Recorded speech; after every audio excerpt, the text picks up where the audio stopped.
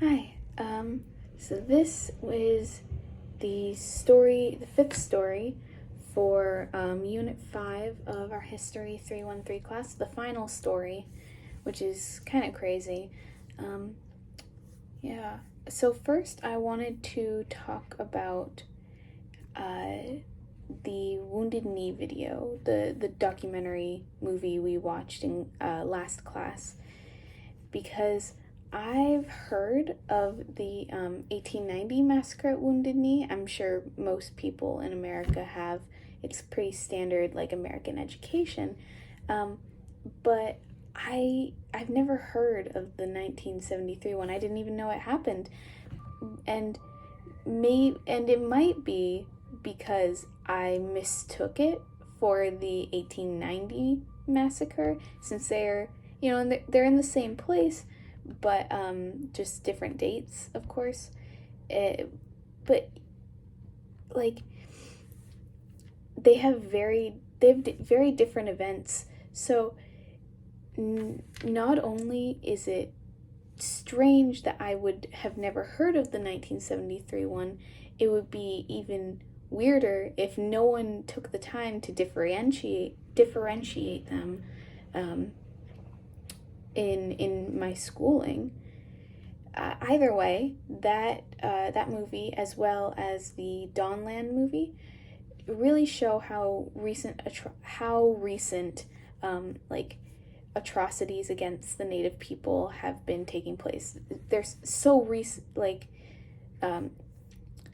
the Wounded Knee thing happened only 50 years ago, and there were people still in like the boarding schools and foster systems being unfairly taken from their children, being unfairly taken from their families, even in, I believe, the 2010s. So there are people who were victimized by these events and who are still alive, and their families and their kids and their familial dynamics are still greatly affected by these events. Next, in the last two chapters of Voice of the Dawn, it's been telling how complicated leadership and representation can be within the Abenaki community. I'm not really one for political stuff, legal stuff. A lot of times that kind of thing doesn't interest me. But the way that, like, especially the way that the change in leadership affected how the press portrayed them, like with I believe it was Homer St. Francis, when he got into when he became like the chief. Yes, the press was like, well, this guy has pretty open hostile views, so they portrayed him and the other Abenakis as having those same views, and I thought it was really interesting, but also really disheartening, especially because in some ways the Abenaki didn't choose to have him as their leader. It was, I believe, more through familial lines.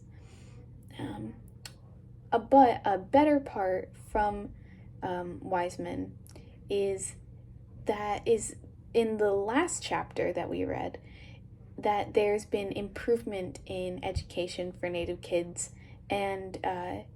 and in cultural aspects for the Abenaki, like in the present day. And I love that. We talked a bit about the dancers, basically the people in that community who do like traditional dances, and they've gained enough like funding and stuff for props and clothes and instruments that really help with that performance, as well as they are like activists in their community. Like, it's not just to continue culture, it's to help the rest of their community as well. I love that. And I really hope they keep improving in like community outreach, not only to strengthen like their own community ties, but so that non-natives take more of an interest in them, and we can improve overall knowledge of the native people and their history. So yeah, I think that's it.